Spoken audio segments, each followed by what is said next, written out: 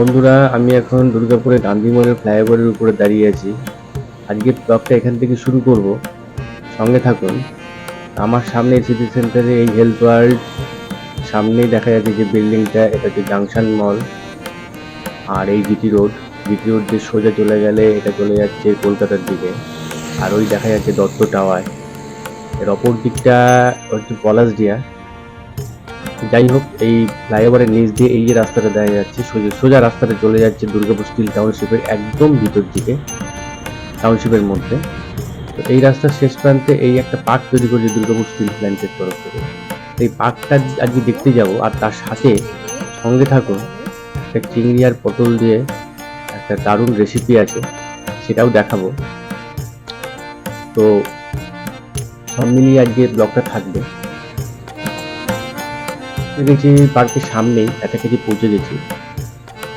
ওই আমার সামনে দুটো দেখা যাচ্ছে ডাইনোসরের মূর্তি বানিয়েছে। এই ডাইনোসরের দুটো মূর্তি গেটের দুপাশে বানিয়েছে। এই মাঝখান দিয়ে যে রাস্তাটা দেখা যাচ্ছে, এটা সোজা পার্কের ভিতরেই চলে গেছে। অনেকদিন ধরেই তৈরি হচ্ছে, জানি না ভিতরটা গিয়ে দেখি কতটা কি তৈরি হয়েছে। আজকে পার্কের ভিতরে যা যা আছে সবই দেখাবো। রাস্তাগুলো একেবারে মোরাম ফেলা রাস্তা, সাবধানে বাইক চালাতে হচ্ছে।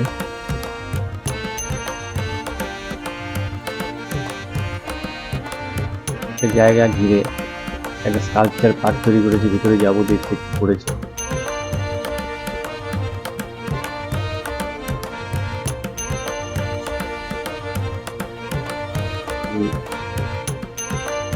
ভিতরে ঢুকছে, এখানে বিভিন্ন রকম জন্তু জানোয়ারের মূর্তি তৈরি করে সারা মাঠ জুড়ে বসিয়ে রেখেছে।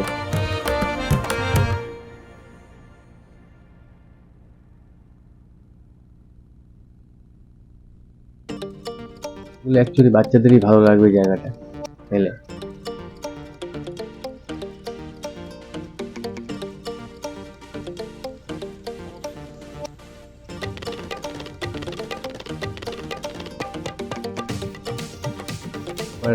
এই পার্ক থেকে বেরিয়ে এবার আরো ভিতর দিকে যাচ্ছে।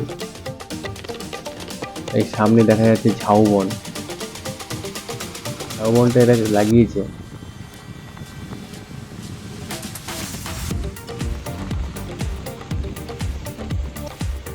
ঝাউবন দেখে এবার চলে এলাম বাঁশবন দেখতে।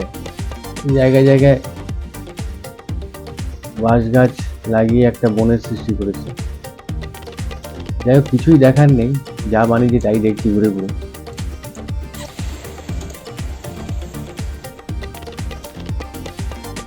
আর চলে এসেছি পার্কের একদম ভিতরে এন্ডে। এখানে একটা কৃত্রিম জলাশয় বানিয়েছে।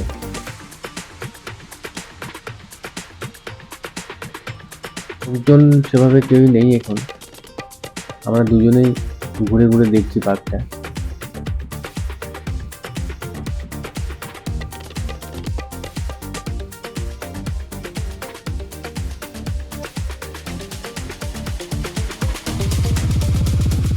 আমাদের পার্ক দেখা কমপ্লিট।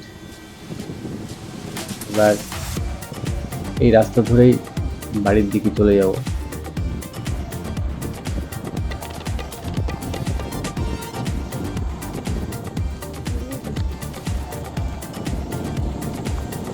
পার্কটা কমপ্লিট হবে জানি না।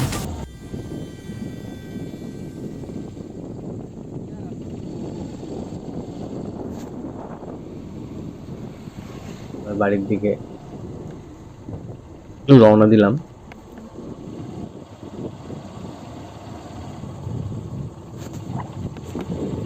আজকে বানাবো চিংড়ি দিয়ে পটলের চপ। পটলগুলোকে কেটে ভালো করে ধুয়ে, এই যে মাঝখানটা, পুরভরা পটল ভাজার জন্য আমি আজকে নিয়ে নিয়েছি এখানে আদা কুচো, রসুন কুচো, লঙ্কা কুচো, জিরে, শুকনো লঙ্কার গুঁড়ো, হলুদ, নুন, বেসন, চালের গুঁড়ো, পেঁয়াজ কুচি। এখানে চিংড়ি মাছ কুচি করে রাখা রয়েছে। এর পটলের ভেতরের শাঁসটা আমি মিক্সিতে বেটে নিয়েছি, আলু সেদ্ধ, আর এখানে তেল। এখন আমি পুরটা তৈরি করে নেব। তার জন্য গ্যাসটা অন করে নিলাম। দিয়ে দেবো তেল। এখানে আমি রসুন কুচি, লঙ্কা কুচি, আদা কুচি একটু নেড়ে ভেজে নেব।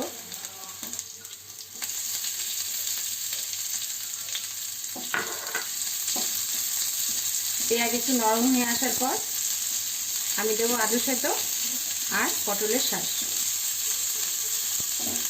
এটা কিছুক্ষণ ভাজার পর নরম হবে। আমি একটু নুন দিয়ে দিচ্ছি যাতে তাড়াতাড়ি নরম হয়ে যায়। ভাজা ভাজা হয়ে এসছে।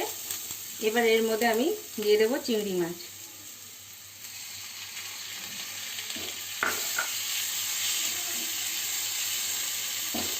চিংড়ি মাছটা দিয়ে ভালো করে ভেজে নেব।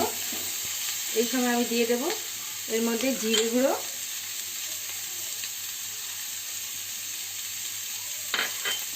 লঙ্কার গুঁড়ো,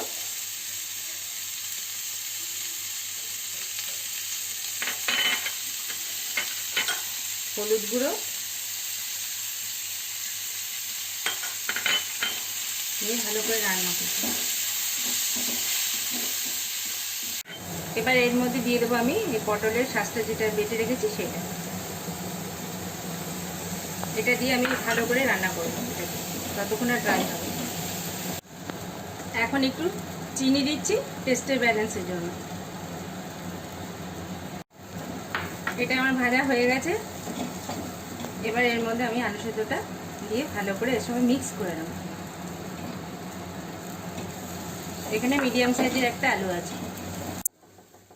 এইভাবে পুরটা যখন কড়াই থেকে ছেড়ে আসবে তখন পুরটা রেডি। এবার আমি এটাকে ঠান্ডা করে পটলের ভিতর ভরে নেব। পটলের ভিতর পুরটা আমি ভরে নেব। পটলটাকে এভাবে প্রেস করলে এটা ফাঁকা হবে। এখানে আমি পুরটা ভরে নেব।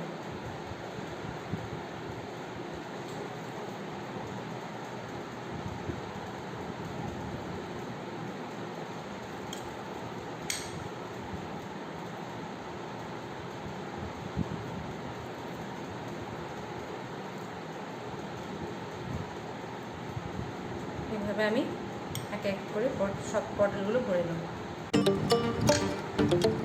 এভাবে আমি একে একে সব পটলগুলো ভরে নিয়েছি। ব্যাটারটা তৈরি করে নেব। তার জন্য আমার প্রথমে লাগবে জল, তারপরে লাগবে এখানে বেসন, এক বাটি বাসনের সাথে আমি 2 চামচ চালের গুঁড়ো দিয়েছি, লঙ্কার গুঁড়ো, জিরে গুঁড়ো,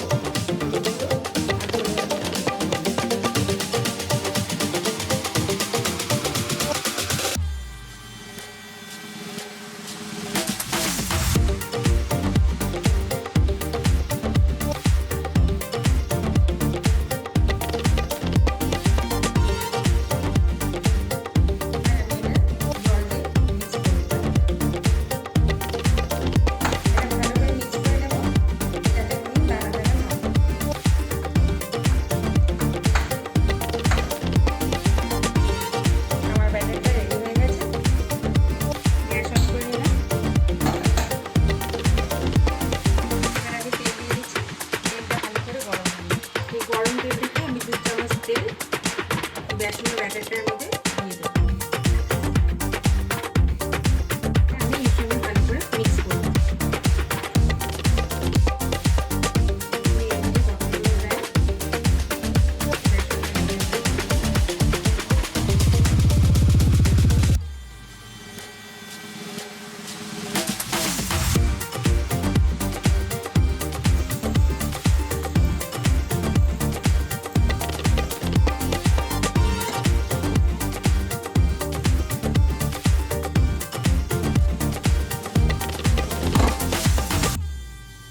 একে একে সব পটল ভেজে নেব।